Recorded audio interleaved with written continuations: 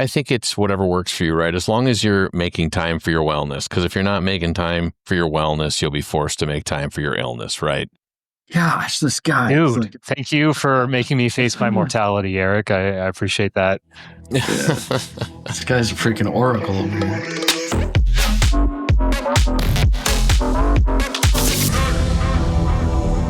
Eric Nekich, David Vuyk, what's up? Welcome to Lights Out. Good to see you, Nick. Is it weird to welcome the other hosts? Like, it's your first time. You know what? It gives me the warm and fuzzies every time, so don't stop. Good. Well, you're very welcome. It gets the blood pumping. It gets me jacked up to do these things. So you have a morning routine, Eric, that is pretty intense. I do. That gets the blood pumping. Why don't you describe it for us? Because I want to hear this. You guys make me feel like I work with David Goggins. Well, nowhere close to that guy, but I get up, get the cardio in, sit down, read some scripture, do like a daily reflection, and then I'll read, anywhere from 15 to 20 minutes of a book for the brain. So I just finished The Goal by your recommendation. Thank you so much. Great and book. now a colleague suggested 6 Types of Working Genius. I'm reading that right now. I'm enjoying it. After that's done, I get in my notes where I have like a daily mantra, just remind myself what my goals are, why we're doing what we're doing. And then after that, I'm ready to tackle the day. It's about 90 minutes to 2 hours. I got this weird hydration thing I do too. I don't caffeinate for 90 minutes. It's dialed in pretty good. That's awesome. Okay, so how does that work? Like, you don't drink coffee until 2 hours in? Right, a minimum of 90 minutes. So I'm not smart enough to know what the part of your brain is, but as you're waking up, if you drink coffee in those first 90 minutes to 2 hours, Andrew Huberman does a whole podcast. That's where I heard that too. Yeah. You're basically, you're going to crash in the afternoon, where if you wait those 90 minutes to 2 hours before your first caffeine, your first coffee, whatever it's going to be, you won't crash in the afternoon. And I rarely do. So it works. Wow. Nice. How long have you been doing that? Oh man, like 6 years. Okay. Wow. Awesome. So, and here's the thing you have to understand about morning routines, or even what David and I just talked about, scheduling and calendars, right? You're not going to do all those things all the time. So there was a while back, Nick, I don't know if you recall, we did a podcast with Michael Gounce from Shunk and Caleb Mertz from our own team over East Tech one year. And we talked about mindset and things like this, and kind of gamified it, right? So of the 10 things on my morning checklist, I know I'm not always going to get them all done. So I try to just say, I want to get above a 7 every day, right? Over the course of a year, right? So you get a 70% and you're happy with the C, Eric? Well, Nick, when you put it that way, absolutely not. Boy, I feel really terrible now. I think I got to flush the toilet on the whole thing. Dave, do you have an insane routine to start your day? You know what? It's not insane. I'm usually up around 6. I hydrate first. I wait about an hour, not 90 minutes, but close, to have my coffee. Yeah, start the day with scripture, and then I'm usually at work in my office by 7. So kind of have an hour there to get the morning routine in. I found exercise. I want to do it early in the morning, but like late morning is kind of the sweet spot for me to get that done, just in terms of where my energy levels are at. So I don't know, Eric, if you've got some pro tips for me to get it earlier in the day. Maybe it's just a discipline thing. I don't know. No, I think it's whatever works for you, right? As long as you're making time for your wellness, because if you're not making time for your wellness, you'll be forced to make time for your illness, right? Gosh, this guy. Dude. Like, is that in Proverbs? It could be some variation in there, right? But thank you for making me face my mortality, Eric. I appreciate that. This guy's freaking listen, oracle, if your man. mind's not right, there's 3 pillars of health: physical, mental, spiritual. And if you're suffering in any of those categories, you're not going to perform at your peak level for not just your colleagues, your work environment, but for your family too, your faith community, right? They all, your kids, your wife, the people you worship with, like, everyone deserves the best version of you. So, Man. So I'm inspired because you guys, like, have more of a thoughtful and thorough routine in the morning than I do. I just like wake up, and usually whatever I was having a panic dream about, I try to solve instantly, and then go through about 600 unread emails, try to like deal with my kids while I'm getting ready because they're so cute. They never let me get out the door, and then I make coffee as fast as possible with no like intentional delay, and then I get into the car and I start making calls, and we'll see what happens. It's usually by the time I get to work, I got a big smile on my face and I'm ready to rock. But there's no like then your morning consistent routine's program. great, man. Yeah. Cool. If you get to work and you're happy and you're checking boxes, then amen. Yeah. Well, we got a lot going on in business right now. We'll get into like the meat and potatoes of the episode here, but yeah, just everything we just talked about is mindset oriented, and the mindset of a great manufacturing leader. And I just gave a talk on that, actually. Eric, you were there. How was the experience? Phenomenal. It was awesome. The Automated Shop Conference in Indianapolis. What a great event. So many partners and customers were there. And Nick, it was great. It was an honor to watch you present. You absolutely crushed it. Nice. Did a phenomenal job. I loved it. I felt like I didn't, I think we should get into that a little bit. I left just super motivated to go speak in front of crowds more often because this is easy for me. I've probably done 400 podcast episodes, but that was like, I prepared like crazy, more than I prepare for almost anything. And I still got up there and was like, oh boy, like something about that stage fright thing. And you're doing like some stand-up comedy to get over it. I think that's awesome. Why don't you share a bit about that? Yeah, so we have some places in and around Waukesha, Milwaukee that have like open mic nights where basically you get to go up there for 4 minutes, and anybody who's even remotely considering of coming to see it, let me just tell you, I'm not good. So you're better off just watching YouTube reels if you want to laugh. Don't waste your gas money. But so, I mean, it helps with presenting and being in front of people. I think you're way too hard on yourself. You did phenomenal. There's like a study where like people, when they hear themselves talk like on a recording or sing, like most people can't stand it.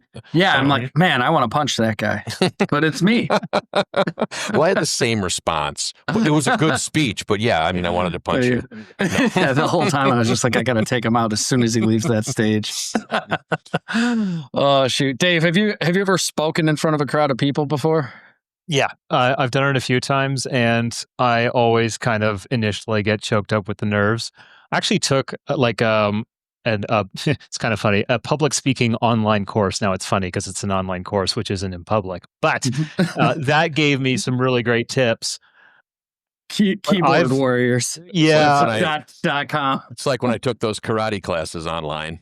No, just like vocal warm-ups and things you can do to kind of shake the nerves. But what I was thinking of doing is something almost like what Eric does with open mic nights, although I don't think I'm that funny, like a Toastmasters or something like that, just to kind of like build the muscle and get the reps in a less pressured environment than just being like, hey, I'm going to go talk to my peers. Yeah, no, I think it's good. I mean, you really, like anything, you have to practice to get better at it. So I'm excited for the next one. And I'm excited for what I talked about. Honestly, it's something I truly believe in. So let's get into kind of what I spoke about. And then we had talked prior to recording about breaking this into like a 3-part series. So yeah. I'll just kind of set the table for it. But, it was the Automated Shop Conference.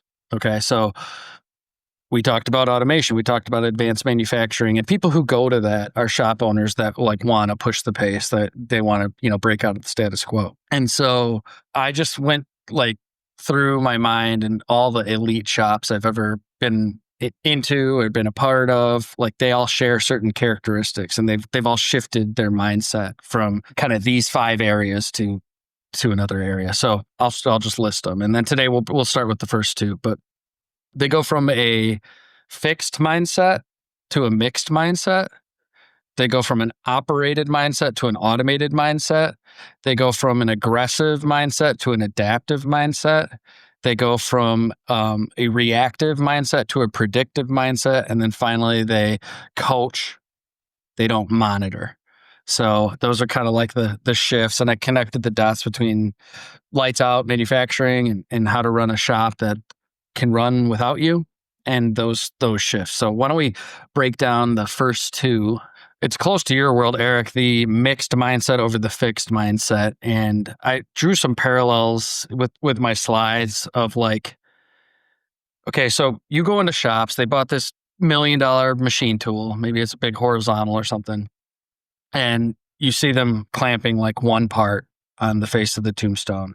So they got this like huge working envelope, and then they're just clamping basically one part. They're like, this tombstone runs this operation or this job, and that's it.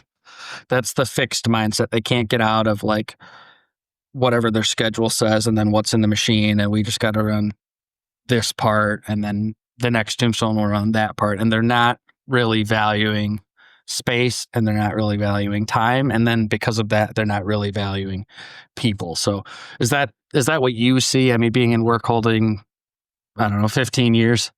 Yeah, absolutely. I mean, that's always been the biggest pitch, right, of the early onset benefits of transitioning to modular work holding from, overly dedicated stuff, traditional, our friend Biat would call them dinosaur vices, right?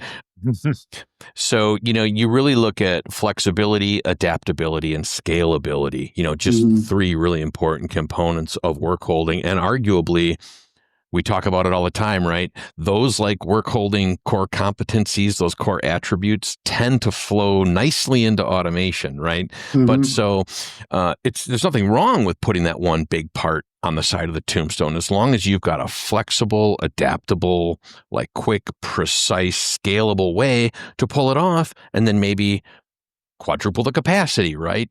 Position yourself to be able to like increase the part load, switch part geometry, material type, all those things is what we're looking for to get from that fixed to that mixed mindset. Yeah, absolutely. I think of course, there's nothing wrong if you're using the entire working envelope, and there's a case to be made about running certain operations in a certain sequence because of what lean requires for your shop. But what we see all the time is just 20-30% of the actual working envelope utilized. And then like I think the most egregious area that we see it is like you've got a big rectangular tombstone, and then there's the 90 and the 270 side that people just think like don't exist as real estate that you can manufacture on. Yep. So they might do like one big part on one face, another big part on the other face, and then those two sides, they just like leave completely blank. Meanwhile, on the other machine, they're running like a bunch of small parts that could have fit on those two sides. And instead of mixing all of that into one like fully loaded cycle that can run longer, they just don't operate that way. It's wild. Absolutely. Now, like obviously making that switch requires a bit of an investment in modular work holding if you're not already kind of thinking that way. So like in your experience, Eric, like what would you say to someone who's hesitant to make that investment, and because there's some unknowns, right? They haven't done this before. How do you approach that when you're kind of guiding them through that process? Well, I mean, even the journey of a million miles starts with a single step forward, right? People, I think, have a fundamental misunderstanding of the costs with modular work holding. You can get in one of those common 5296 0-point systems. We've got several built on the Rock partners here at AME that offer those systems, and into a self-centering vise, which is a great place to start. Mm-hmm. I mean, oftentimes you can get into that for $1,500 to $2,000. So it's and the beautiful thing about the modularity is we always joke it's like buying industrialized Lego, right? The children's toy, because if you do it correctly and you buy that first base correctly, everything's always going to click and clack together. You almost have to try to paint yourself into a corner with this type of work holding. And compare that to like the cost of a standard. We'll just keep brands out of it, but the vice everybody thinks of when you say dinosaur vice, compare that. Like it's more expensive by what, double at least? The price of the item, not yeah. Absolutely. If one of those traditional vices is 700, right, you're probably going to pay 12 to 1500 for a self-centering vise, which may on the surface appear to be smaller, but you're looking for that compact design. Again, we want to maximize the work envelope. We want less work holding, more work piece, so we can, reduce part handling. We don't want to flip, which is what, that's what you do with those traditional vices. Someone's always opening and flipping, right? Flippy long stocking. Flippy long stopping. I knew Flippy was going to come up in this conversation for sure. Now you're hitting 5 sides and 1 hold. There's and more parts on each face of the tombstone or the plate if it's a vertical. Like 7 minutes after you start using it. In the theme of like the greater context of the manufacturing process, if you're using a 0-point system, you can pick up that part still in the vise, drop it on another machine that's got, the compatible base plate.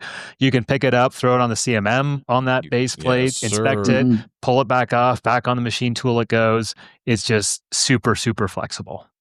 Yeah, we often find too that like people that are apprehensive just because, look, Nick, one of the first things you said that I stole from you when we first met, however many years ago, was that your biggest competitor was always the old way of doing it. Right. Yeah, the status quo. Exactly. Yeah, I totally plagiarize you on that all the time, but that's the truth, right? Yeah. Breaking them out of it. That's why we'll do things like 30-day trials. Like, here, just take this vise, use it, and then we convert them pretty easily from there. It's funny because in the world of like manufacturing software where I've been for the last number of years, talking to different shops day after day, it's true there as well, right? Like your biggest objection you need to overcome is the fact that you're asking them to do their work differently than the way they've always done it, than the way it's baked into their SOPs and their legacy CAM files and all this stuff. So yeah, it's definitely a new way of thinking. But like we said on the last episode, what's worked for the last 10 years isn't necessarily going to carry you through the next 10, isn't necessarily going to support your growth or even allow you to stay viable as things become more and more competitive. So all the more reason to embrace kind of the mixed mindset, if you will. Yeah, and I think you're leading to what we'll talk about in the next episode, which is the adaptive mindset versus the aggressive. Aggressive just tries to do it the way we've always done it, but more aggressively. Versus adaptive, which is like, okay, well, there's new technology, new methods available, and like maybe if we adapt more than we just push the pace, we'll actually get a better result without breaking our back doing it. Yeah, and it's such a great springboard into wanting to run automated, wanting to run lights out. I mean, there's so many problems you can solve on the table that way, Oh, pun. Problems on the table. See, because you're using the whole table, because you're using modular work holding, because you have a lot of work pieces and a lot less work holding. What? Oh man, I see another T-shirt design coming out of this, guys. I think I blacked out for a minute there. No, but it is like something to notice, and I don't know if people see it this way, but go up to your machine and imagine like the working envelope, like a big, transparent cube or cylinder. And then look at how much of that is actual workpiece that's going to be machined and how much of it is either empty space or heavy, bulky work holding that's just not going to be getting you the parts that you need off the machine. And here's the other thing. So mixed over fixed isn't just about work holding. It's about like your mix of work. Like why do we have one tombstone that runs one program instead of just like, okay, I have this much real estate that's required to make this part. And then over here, I have more real estate. And then on the 90 and 270 side, I have more real estate.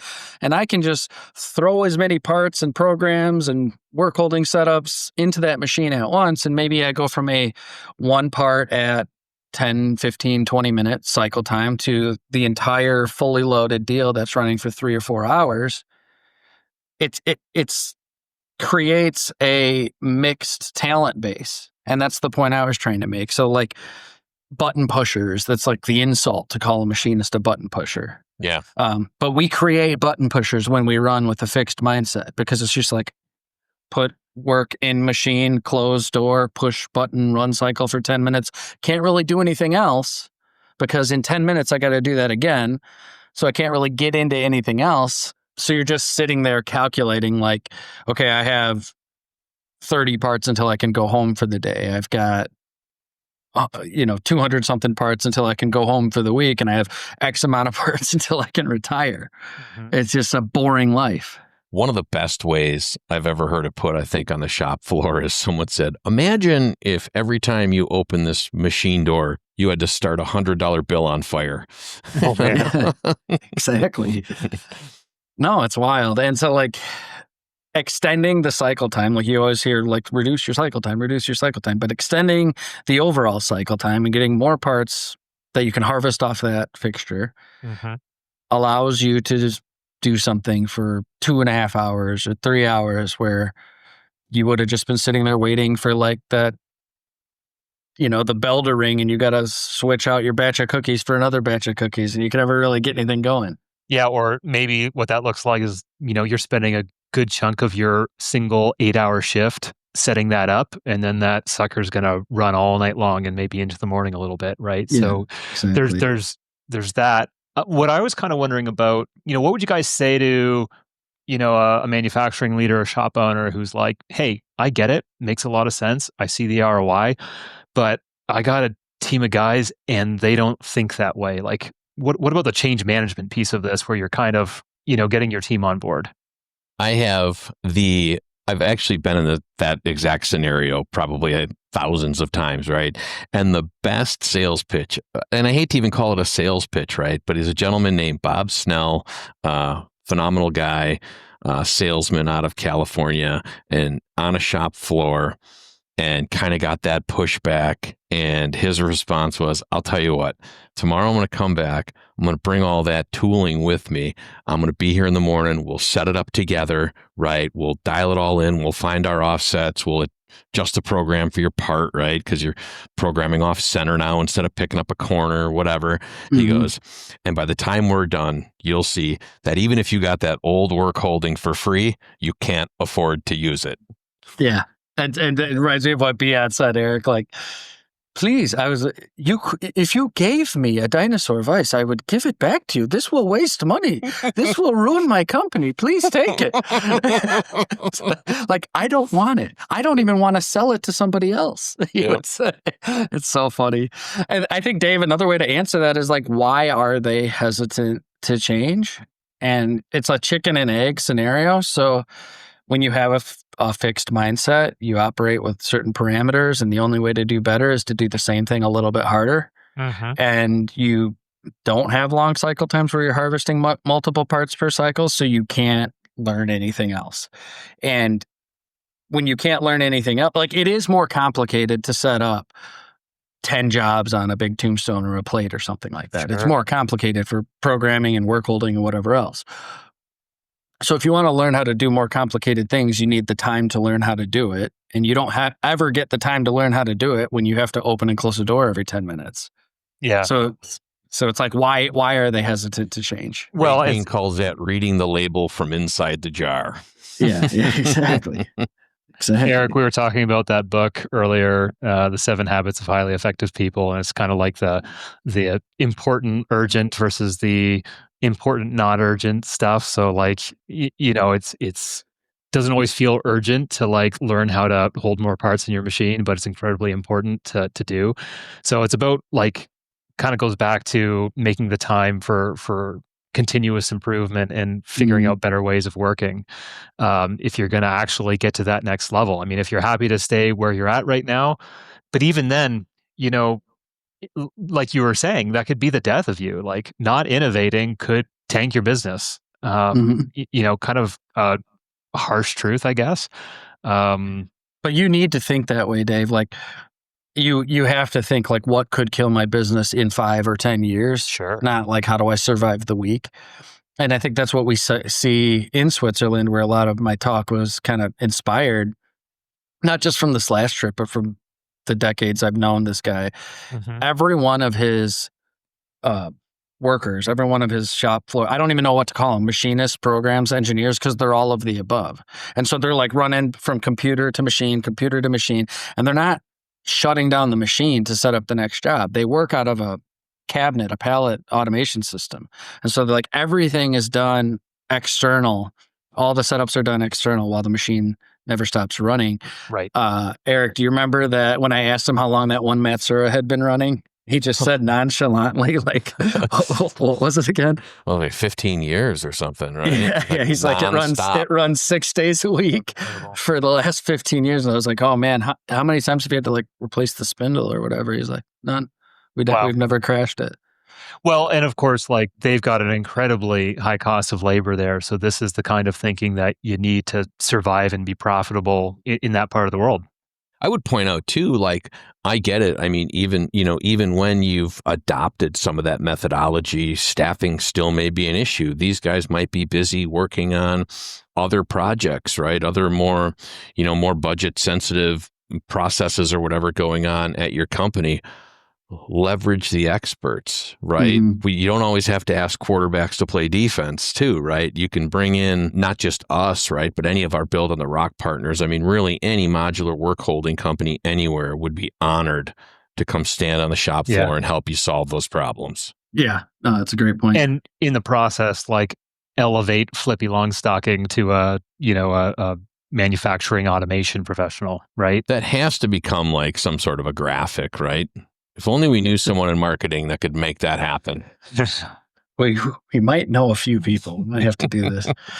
But yeah, we're talking about work holding, and then we're at the automated shop conference, where it's all about running lights out. And I think you do need to start there. And if you look at the evolution of our own business, we're a work holding company that, okay, like, well, let's say you've done that. You've done everything we just talked about. You've maximized the envelope of the machine. You're valuing that real estate. You're getting every square inch sorted out. Okay, like how do you get gains after that? You take the loading and unloading from an operated mindset to an automated mindset. And so like we launched the workflow at the automated shop conference, and shameless plug for a second. That's pretty freaking cool. We're super excited about that. So like, let's say you've got one pallet that you were doing one part at a time, and your cycle time is, 20 minutes. And then you put a prismatic fixture on there, and now you're doing, let's call it like one of those 3-sided pyramids. Now it's an hour because you're doing 3 times as much. All right, well, I can run for an hour unattended. So if I set it up and I get it all ready and I go home at, 5 o'clock, it'll run until 6. Okay, but I have like a long time between 6 o'clock and then when I come in the next morning. So how do I get through that? You add, 20, 30, 40 pallets that all run for, however long the amount of cycle time on that pallet is. And now I can not only just get through the night, I might be able to get through the weekend. And that's where that shift happens. And that's how you have results like our buddy in Switzerland. And one thing he always says is like, if you owned an apartment building, why would you rent out like only a third of the flats? He calls them flats. We would call them units or whatever. It's a big European thing. But like, why would you do that?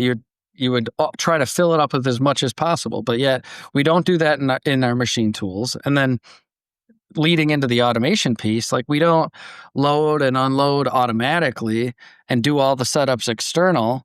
We, shut down the machine. We try to like change over manually and think, okay, well, we did the best we could inside the paradigm that we've always worked. No, it totally is a mindset, right? I mean, you have to shift from, into that automated mindset, from that operated mindset. I mean, we've even been in companies that make components for automation systems that aren't automating and think that their processes can't be automated. And so it's vital that shift happens, in your mind. The technology's there. It's been there for decades, right? Mm-hmm. Yeah, like our buddy in Switzerland's been running this way for a very long time on Matsuras with pallet systems. But I think what you find is people can get to top shop status without running in an automated mindset. Mm-hmm. Yeah, I mean, I think what would be kind of cool is if someone let's say it's a smaller shop. They've just got some 3-axis verticals and a bunch of dinosaur vices, and they're listening to this and they're like, oh, that all sounds crazy overwhelming. It's like, well, run a little growth experiment for yourself, okay? Mm-hmm. Take your 40 by 20 VMC, load it up with dinosaur vices, and just try and get as many jobs on there at once as you can so that they just run one after the other, right? Mm-hmm. You've got a cycle time that's several hours long. And then see what you can do with the several hours that machine's running as you kind of prepare the next table load worth of jobs, right? Do that without investing anything into work holding and look at the outcome. Now, the work holding, the 0-point system, that's going to make that better. It's going to amplify the results. But there's no reason why you can't just run that as an experiment just to see what it's like kind of working in that mindset. That's a good point. Yeah. Go from 1 dinosaur vice to 4, extend your cycle time by, 4x. Yeah. And then while you've got that extended time, go figure out what kind of good work holding you're going to buy. Yeah. So you ask can yourself questions. 8, 10, 12 times, Right. How much time could I save if I didn't have to tram these 4 in when I'm bolting them to the table, right? Yeah. How much time, what am I saving if I don't have to flip these because the accessibility is poor? I mean, I'll be honest, 80% of, if you do that, like you did a great example, right? 4 dinosaur vices on a 3-axis table. You see that a ton, especially on the bigger 3-axis machines. I'd say 80% of the applications I've worked on over the last 15 years, we at least double that every time with a shift to self-centering because just the work holding's that much smaller. Yeah, that's right. So, Tons more capacity. And I think, okay, so there's like a spectrum here. There's one vice on a 3-axis mill. I call that like the most inefficient setup ever, but you see it all the time. all the time. so there's that. And then Everywhere. There's like people who actually are doing pretty good, but still operating with that operated mindset. They still have someone running all the machines as they're making chips. And when nobody's there, the machine's not working. And the point I was making earlier is like, those can still be top shops. Like, the case example I used from my talk at the Automated Shop Conference was of a shop that would be considered a top shop. So, like Modern Machine Shop does the whole top shop survey. We've covered it at length on making chips. And a top shop runs like 14 hours a day. Average was like 8 to 12 or something like that. So at 14, you're now like in the top shops of utilization. And the case example from my buddy Sven, who runs Feinberg Machining, he was getting 16 hours a day, but it was 100% operator supported. He was using self-centering vices and clamping multiple parts in 5-axis vertical mills. He was running a little bit on a Saturday. He had pretty high utilization, pretty high OEE. Each machine was producing 8,600 a week. So he's going to get ROI on those machines. He's going to run a profitable company. And I didn't choose like the worst example to show automation. I chose like what would be considered really good. Yeah. And then he goes into this automated mindset where the first shift is like all set up. It's prototype, it's first article, it's finicky stuff. It's getting everything proven out, getting the standards dialed in, getting that stable process that is a prerequisite to automation. And then the swing shift and the graveyard shift just run completely lights out with no labor attached to it. He goes from 16 hours a day to 22 and the whole weekend. So he goes from 8,600 a week coming off each of those machines to, 14, 15 grand roughly. Yeah. It's like, whoa, that's a huge change. It's huge. And one thing I want to point out, because I was just there last week and took note that all that work holding that he invested in to kind of get him to that 16-hour point has now all been redeployed onto those pallet systems. So again, he's not painted in a corner. That investment on modular work holding isn't lost. It honestly just enhances, right? It complements that automation system because now you got quick exchange on the pallet that's going to load all night. Yeah, exactly. And I love when people say Legos because it's like if you're trying to build stuff and you've got a Lego set and then you've got, okay, well now I've got 3, 4, 5. Like you always have the right piece. You just got to find it. So it really does build, and then like the sky becomes the limit because it's all used for more than just one job it was dedicated to.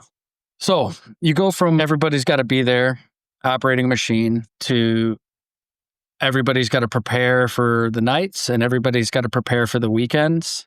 And it just reminds me of an earlier episode of Lights Out with a guy named Ryan Bankel of Imago Manufacturing. This is a 5-person machine shop.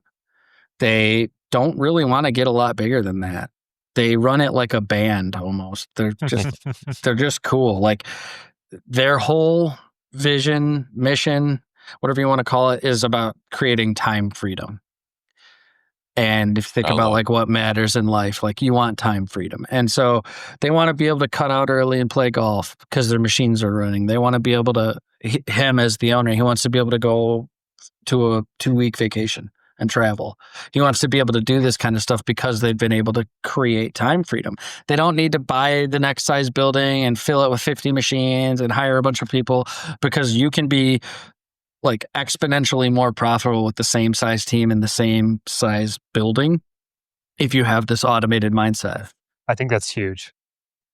I think when we talk about this stuff, so often it's through the lens of like making more parts, making more money for the business. It doesn't have to always be like that, right? Like you can just keep your business the same size and just not feel burned out all the time and enjoy the finer things of life. Like that's fine, right? Keep your business the same size, but operate that much more efficiently, like increase the performance of that business.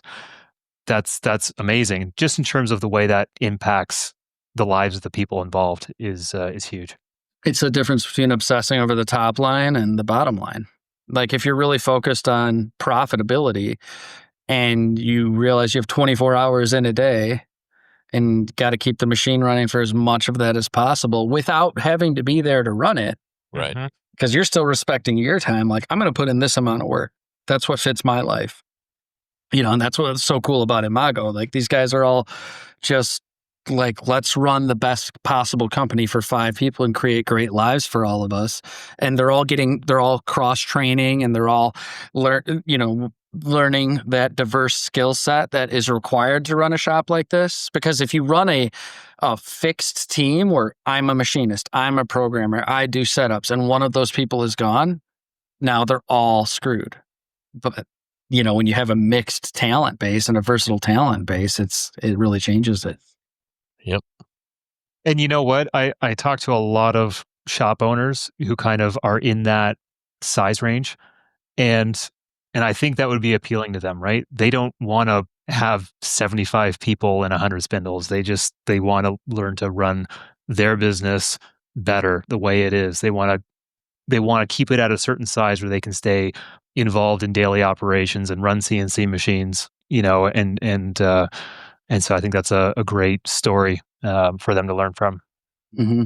We need those small shops, and we need them all to run at peak performance. I was talking last week to our buddy Al Whatmo, and he said there's going to be these mega shops that are, massive companies with a bunch of automated machines, and they're, like Send Cut Send or Hadrian or Proto Labs, or we've all seen these types of companies, and it's either going to be that has success, or it's going to be a massive network of smaller shops that like creates the success we need. And I think it's a both and. I agree. But we, what will kill this country from a manufacturing perspective is crappy, unprofitable shops that just don't advance and they just don't take it to the next level. So I think the mixed mindset is what's required to just take that first step. And then after you've done that, you've basically enabled yourself to go from operated to automated. And there's some mindset shifts that we can cover in a future episode as well. But yeah, let's just start there. I mean, I think it really does start with workholding. Yeah. I mean, it's honestly a super linear transition. We see it all the time. Yeah. One thing I'll leave the audience with before we close up today is what my guy Ryan from Imago said.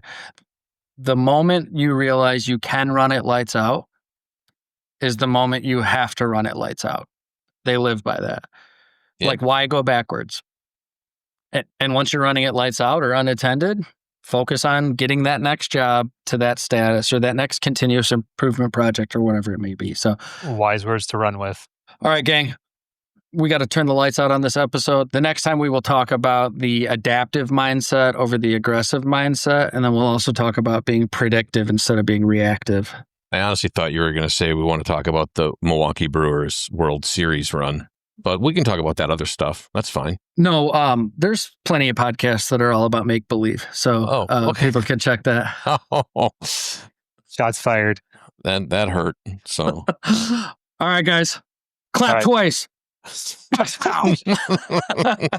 We'll see you. See ya. Bye.